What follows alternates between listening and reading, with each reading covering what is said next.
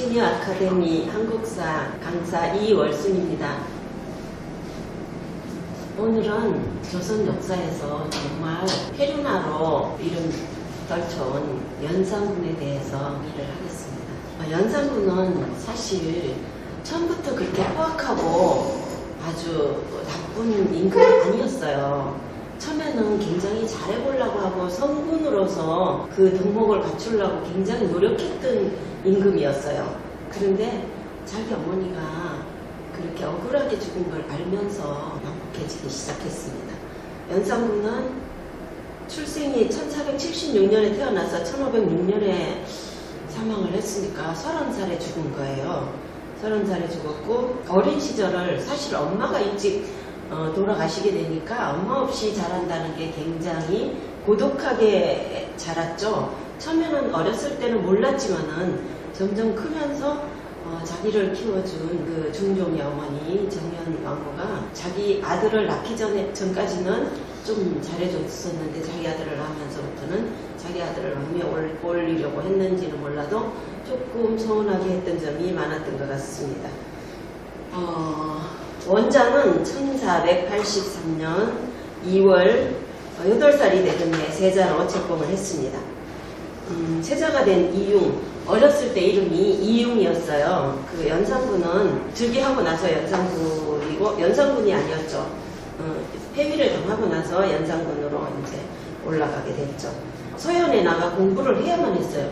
그 성종이 사실은 적자 정통이 아니었기 때문에 굉장히 공부를 많이 하고 자기의 컴플렉스를 많이 하기 위해서 굉장히 열심히 노력했던 분이 이 연산군의 아버지였거든요. 그래서 그 아버지는 자기가 열심히 했던 그걸 바탕으로 이 세자 이융에게 공부를 참 많이 가르치려고 노력을 했습니다. 그래서 하기 싫은 공부를 매일매일 시켰어요. 그래서 일부 그 대신들이 세자께서는 나이가 매우 어린데 매일 서연에 나오는 것은 힘들고 무리입니다. 그러니까 매일 공부하는 거는 너무 힘들다. 부디 세자를 소중히 여겨주시옵소서 하면서 성종에게 그 김수강이가 상소를 했어요. 엎드려 조아리면서. 김수강이는 누구였냐면 예조자랑이라고 해가지고 지금으로 칠 것 같으면 교육부 소속의 그 우두머리였어요. 그래서 교육을 시키는 그 김수강이가 너무 그렇게 혹독하게 세자를 공부시키는 것은 너무 힘이 듭니다. 이렇게 했지만 성종은 아랑곳하지 않고 그게 뭐가 힘들어? 세자가 되려면, 임금이 되려면 공부를 열심히 해야 될 거 아니냐고 하면서 세자를 혹독하게 공부를 시켰다고 합니다. 1487년에는 2월에는 조선 최고의 학부 교육기관인 성균관에 입학을 시켰어요. 성균관이라고 하면 지금도 성균관대가 있지만은 그 조선시대 성균관은 정말 지금의 서울대학처럼 공부를 아주 잘하는 그 몇 번의 시험을 거쳐서만이 갈 수 있는 그 교육기관이었어요. 그러다 보니까 이 이융 연산군을 그 성균관에다가 입학을 시켜서 공부를 시키기 시작했습니다. 세자는 어릴 때부터 피부병이 좀 있었어요. 왜냐하면 그 세조가 피부병이 있었는데 그게 어떤 유전적이었는지는 몰라도 피부병이 있어서 굉장히 고생을 했답니다. 그렇게 피부병으로 고생을 하면서도 학습을 해야만 했어요. 아버지가 무서웠기 때문에 아버지가 그렇게 열심히 공부를 시켰기 때문에 공부를 해야만 했지만 그래도 놀기를 좀 좋아하고 공부에는 조금 관심이 없었던 것 같습니다. 이듬해 2월 병조판서 신승선의 딸 신씨를 아내로 맞이했어요. 신승선의 딸이고 오빠가 신수군이었어요. 연산군의 아내가. 근데 연산군의 아내는 13살이었고 연산군은 11살이었어요. 그러니까 아내가 2살이 위였죠. 옛날에는 그렇게 아내가 서너 살 또 5, 6살 많기는 보통이었던 것 같습니다. 그래서 정말 신승선의 딸이 굉장히 착하고 조용하고 여성스럽고 정말 나무랄 데 없는 왕비였어요. 근데 연산군이 폐위되면서 중종 때 해비로 그 왕후의 자리에서 강등을 시킵니다. 그렇게 해서 지금도 무슨 왕후라고 하지 않고 해비 신씨로 알려지고 있습니다. 그리고 61세에 생을 마감하게 됩니다. 세자는 외국에서 온 사신을 접대하고 아버지를 잘 보필했어요. 그리고 학습에 있어서만도 기대는 못 미쳤지만 그래도 열심히 했습니다. 결혼하고 이듬해에 부인 신씨가 세자빈 신씨가 아들을 낳았어요. 그런데 한 달 뒤에 그 세자의 칭호도 못 달고 그 아들을 떠나보내야만 했습니다. 그러니까 이 신씨가 연산군하고 사이가 참 좋았어요. 막 그렇게 포악하고 또 다른 여자를 그렇게 좋아하면서도 이 신씨의 말을 어느 정도는 잘 이렇게 경청하고 들어주었습니다.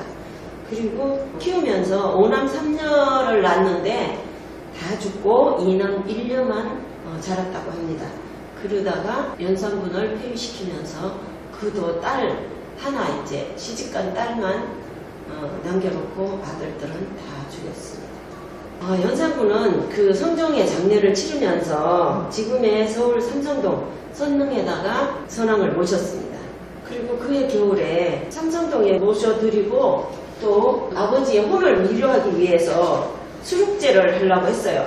수륙제는 뭔가 하면 송나라 때 수륙문 3건을 다 지어가지고 그거를 널리 보급해서 물에나 바다나 육지에서나 영혼을 이렇게 위로하기 위해서 만든 수륙제라고 해요. 근데 송나라 때 있었던 거를 계속 이렇게 내려오면서 우리나라 조선에서도 고려 때도 했었지만은 조선에서도 수륙제를 하기는 했었어요. 그런데 그 태종 때부터 불교를 배척하면서 점차 이제 수륙제를 안 하게 되고 또 유교 문화를 받아들이면서 수륙제를 점점 없어지게 되었어요.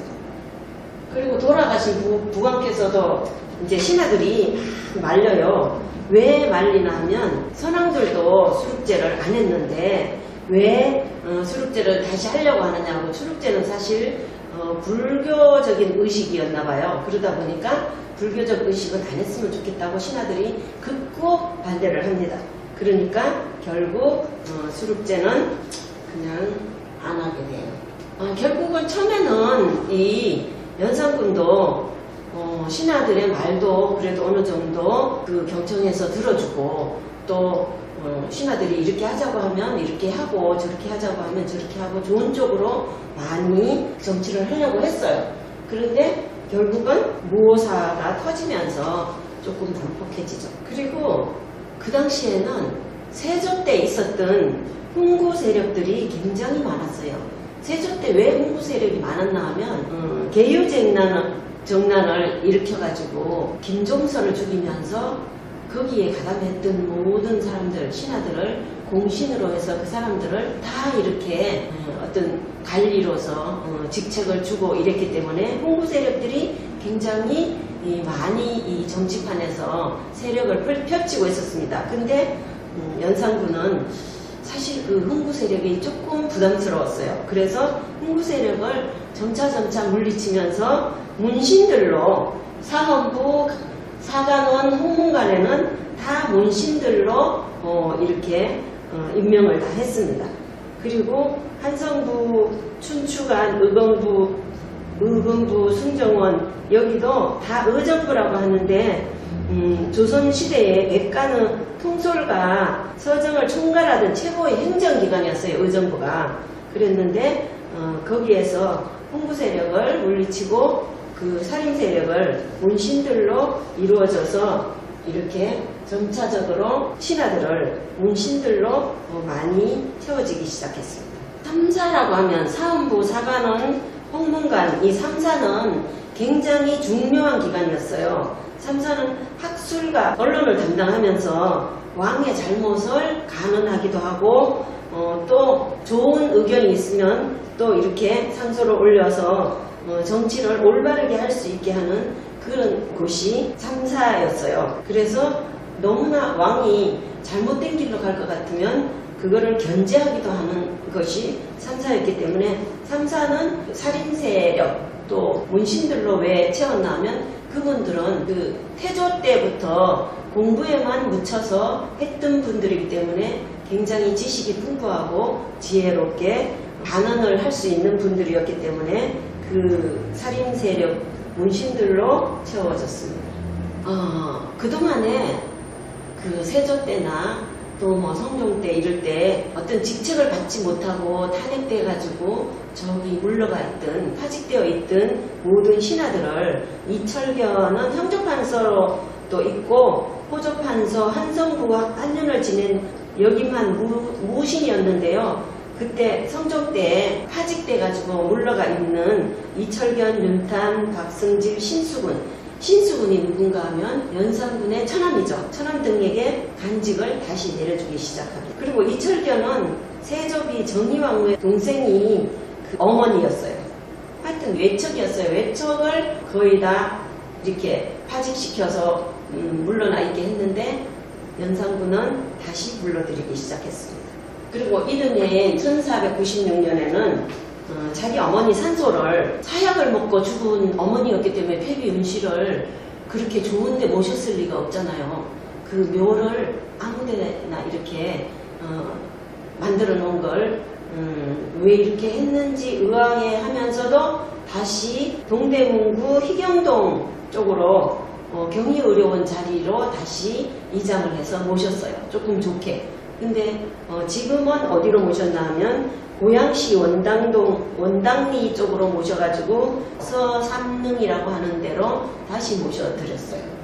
그러니까 그때까지만 해도 굉장히 엄마에 대한 그 효성도 지극했던 것 같습니다.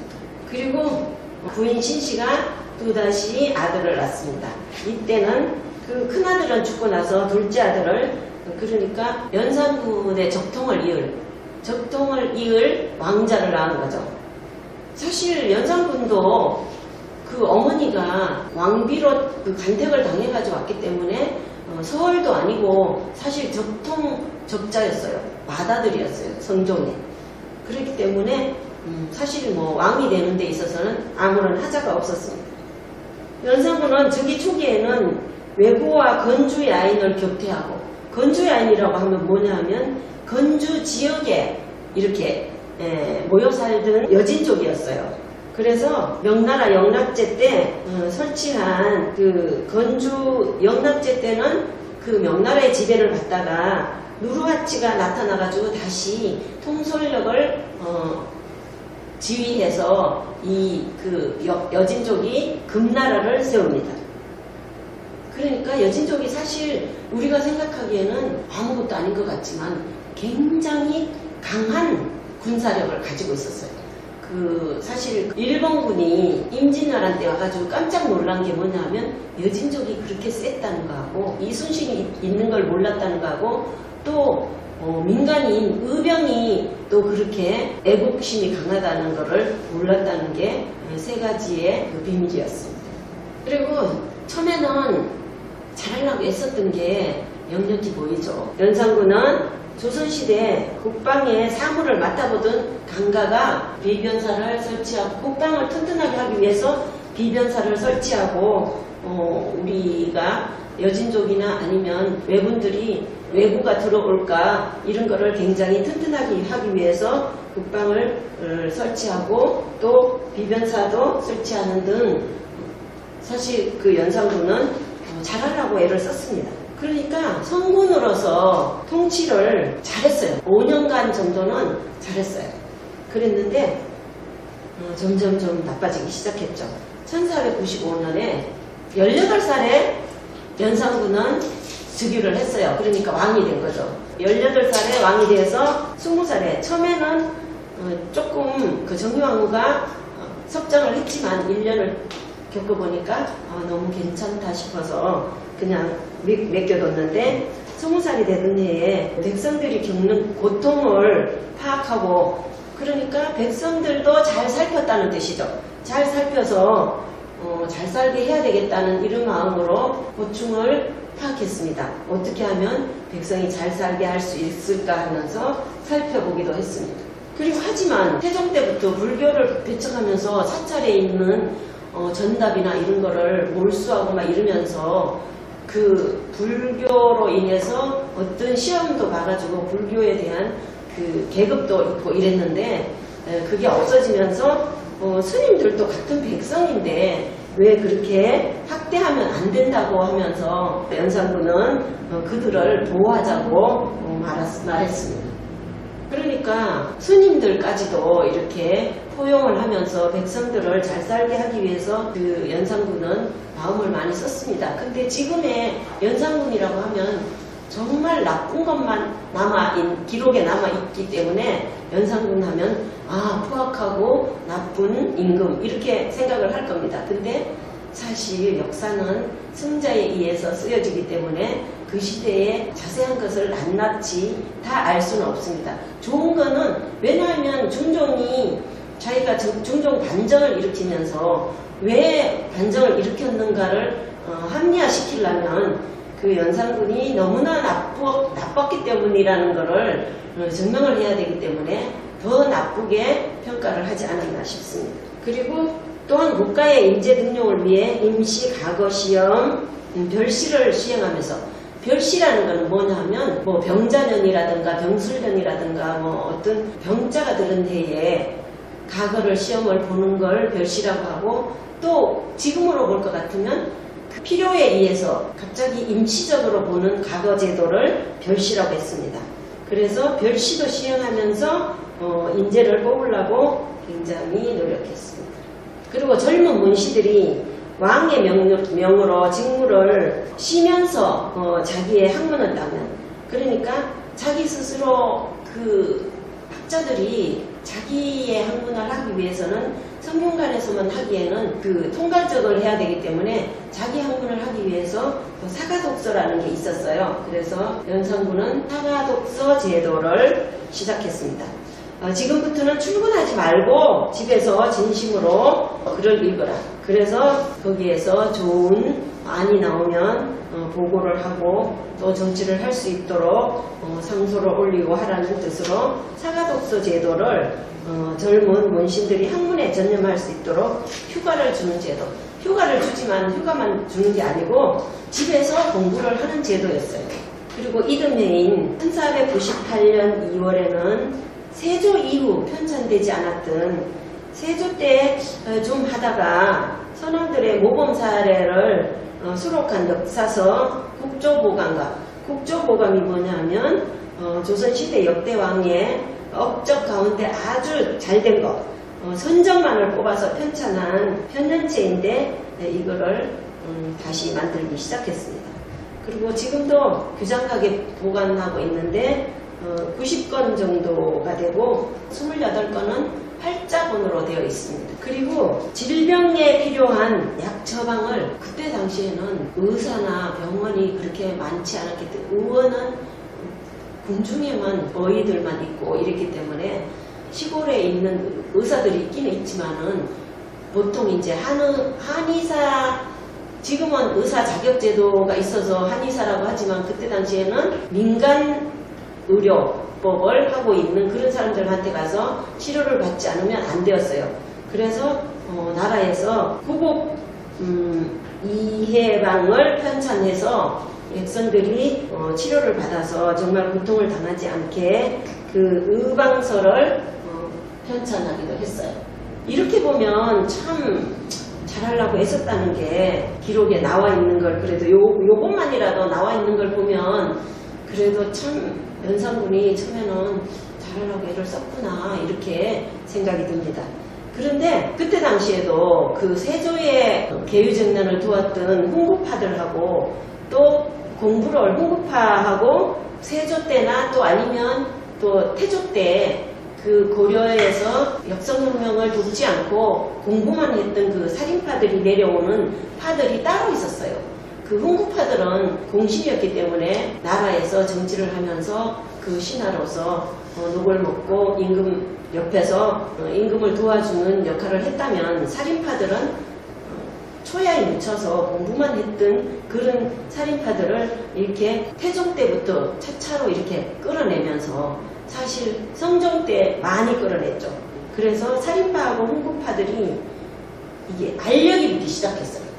그 훈구파들은 너희들이 한 게 뭐가 있는데 왜 여기 와서 이렇게 세력을 펼치려고 하느냐 이러면서 훈구파들은 나는 공신이고 내가 한 게 있기 때문에 이렇게 내가 세력을 권력을 가져도 괜찮다고 생각했지만 또 살인파에서는 뭐라고 했냐면 훈구파들한테 뭐 아는 게 있어? 너들 아는 것도 없으면서 그냥 그 공신 뭐 이렇게 계유정난 때 조금 도와줬다고 그걸로 인해서 녹을 먹고 계속 임금 옆에 있다는 거는 말이 안 된다 이러면서 서로 자기 잘난 척하면서 서로 알력이 되었습니다. 그래서 성리학을 바탕으로 사실 살인파들은 성리학을 바탕으로 유교 사상을 받아들였거든요. 그래서 양반 애헴하는 양반층, 그러니까 물론 그 훈구파들도 양반이라고 하지만은 그 향교나 뭐 이런 지방에서 진사나 뭐 이런 걸 하면서 그런 사람들이 또 자식들을 또 과거에 급제하게 하고 이래서 점점점 세력을 넓혀가던 파들을 살인파라고 합니다. 근데 세조 시대에 공신 중심의 전국이 열리다. 그러니까 세조 때는 계유정난으로 인해 가지고 그 세조가 그 한명회와 걸람 등이 사실 김종서를 죽였잖아요. 자기 단종을 쫓아내고 자기가 임금이 되기 위해서 그렇게 하기까지 옆에서 도왔던 사람들을 공신 중심이에요. 그 사람들을 공신으로 임명해가지고 궁중의 전국의 정치를 하고 있었습니다. 그리고 흥고파와 그 공신들과 대조되는 세력 살인파는 고려 말 때도 사실 정몽주를 죽이고 그렇게 의왕이나 또 창왕이나 또 공양왕 죽이진 않았지만 그 쫓아낼 때 거기에 동조하지 않고 지방에서 공부만 하던 그 살인파였어요. 그리고 지방으로 내려가서 학문과 성리학을 바탕으로 후학양성에 집중한 세력을 일컫습니다. 후학양성이라는 건 굉장히 중요한 일이에요. 그 이스라엘 민족이 다 뿔뿔이 흩어져서 천년을 자기 나라가 없을 때 학교만큼은 공부만큼은 게을리하지 않았답니다. 그랬기 때문에 다시 그 작은 나라를 다시 찾게 되고 그 머리에 지식은 누가 훔쳐갈 수도 없잖아요.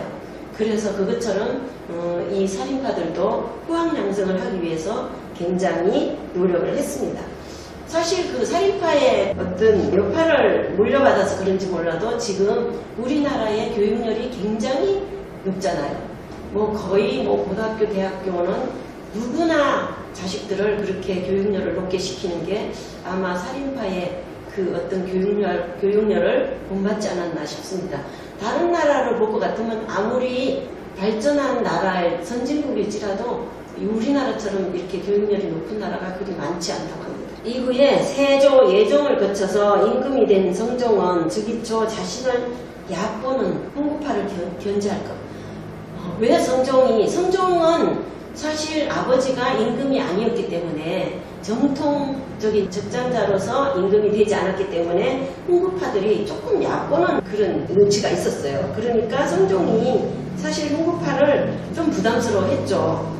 왜 내가 임금이 됐는데 니들이 아무리 공신이었지만 나를 그렇게 얕보면 되겠냐 하는 흥구파를 견제할 겸 그 성종 때 김종직을 살인파를 등용시킵니다.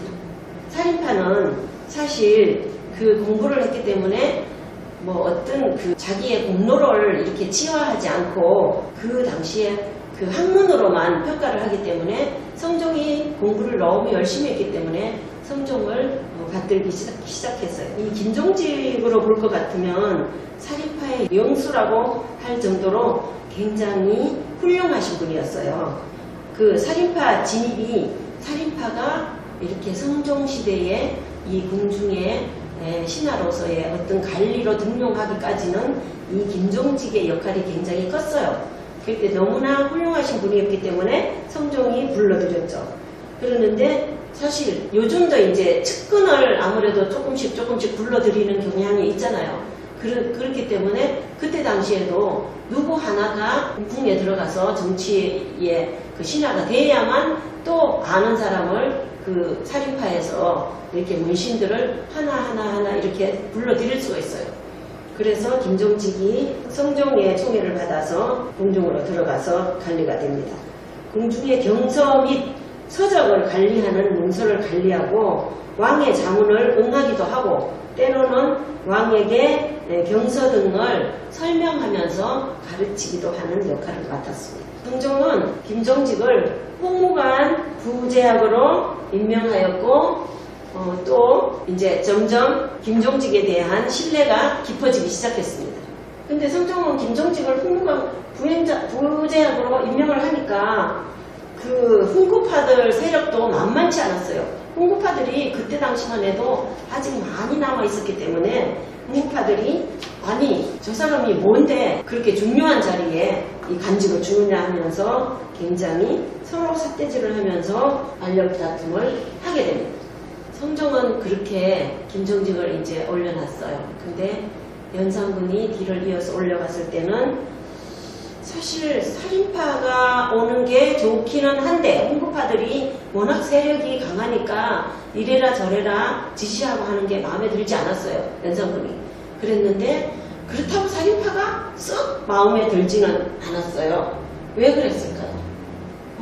사사건건 간섭하는 살인파가 마음에 걸리기는 했거든요. 뭐 이거는 이렇게 해야 되고 저거는 저렇게 해야 되고 또 뭐 유교적인 사상을 갖고 있기 때문에 거기에 맞춰가지고 오죽하면 공자는 깍두기를 먹어도 반듯반듯하지 않은 거는 먹으면 안 되고 뭐 사람이 안 볼 때도 누가 보는 듯하게 앉아 있어야 되고 또 밥을 먹을 때도 직각으로 수저를 올려야 하며 뭐 굉장히 반듯한 행실을 가르쳤기 때문에 그거를 다 이렇게 알지는 않아도 결국은 그 살인파들은 그 유교에 대한 그 교육을 연산군에게 점차적으로 이렇게 주입시키기 시작하니까 썩 마음에 들지는 않았어요.